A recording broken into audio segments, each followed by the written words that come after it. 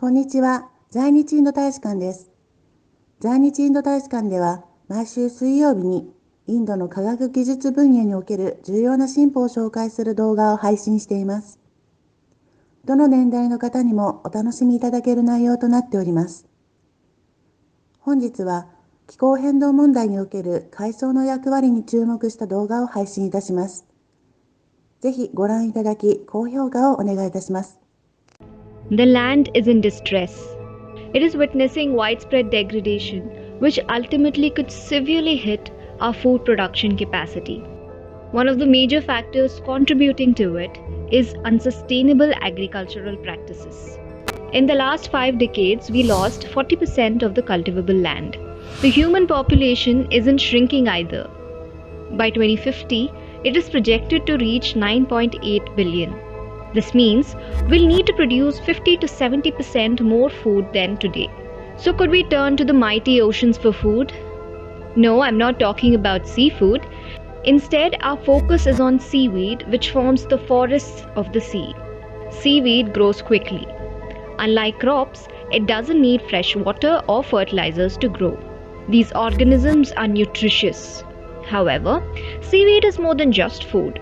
And some experts believe these organisms could increase the ocean's potential of absorbing atmospheric carbon dioxide, mitigating the effects of climate change.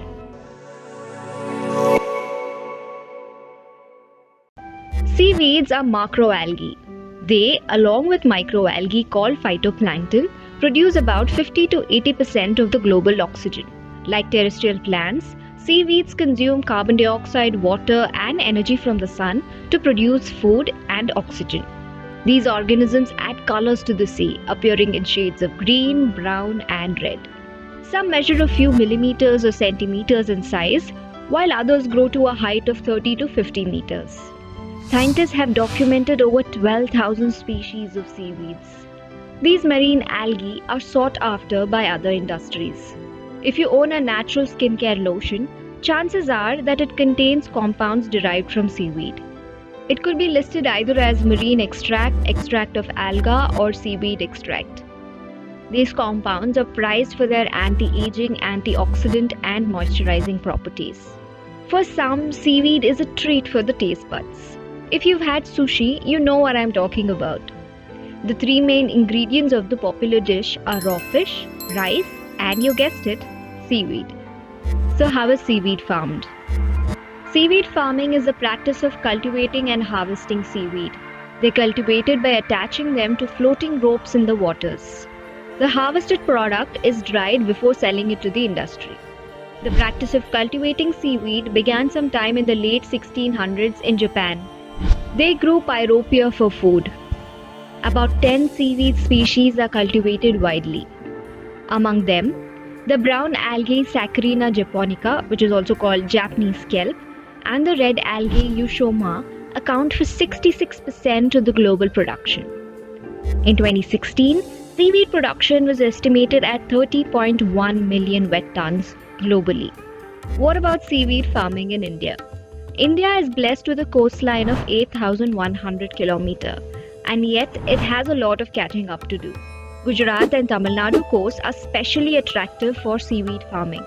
The 2 states are home to 366 seaweed species, making up nearly half of India's total seaweed diversity. A red algae Gracilaria edulis is cultivated for agar, a gelatin-like product. It finds use as a thickener for soups, in food preserves, ice cream, and other desserts. Can seaweed farming ease climate change effects? It might. We'll tell you why some scientists think there is hope.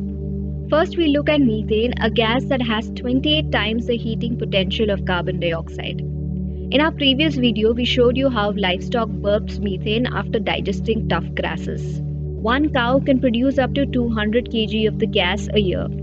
And there are 1.4 billion cattle in the world. A study suggested that feeding cattle seaweed might reduce methane emissions by as much as 82%. Land isn't the only entity in stress. The oceans are facing the brunt of human activities as well. Carbon dioxide dissolves in the ocean water. As the planet is getting warmer, the oceans are absorbing more carbon dioxide than usual.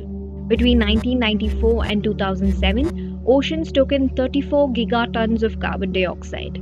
Oceans are typically alkaline. Before industrialization, the ocean pH was 8.2. But due to increasing carbon dioxide absorption, the number of hydrogen ions have increased, thereby making the waters slightly acidic. This has pushed the pH to about 8.1. Acidic waters could make life difficult for marine organisms. Scientists believe seaweed farming could remove enough carbon dioxide to reduce acidification. However, we need more research to confirm this. Seaweeds could find use even after death. Scientists think these organisms can carry carbon dioxide to the seabed and lock it up at the bottom for decades. A startup is developing a carbon removal technology using kelp, which is brown seaweed, to capture and store the greenhouse gas at the bottom. The Intergovernmental Panel on Climate Change (IPCC) said there's not enough evidence to show how effective seaweeds are in locking up carbon, adding that it needs more research. While seaweed holds promise, we should ensure it doesn't become unsustainable. Widespread farming shouldn't disturb important habitats such as seagrass beds and coral reefs.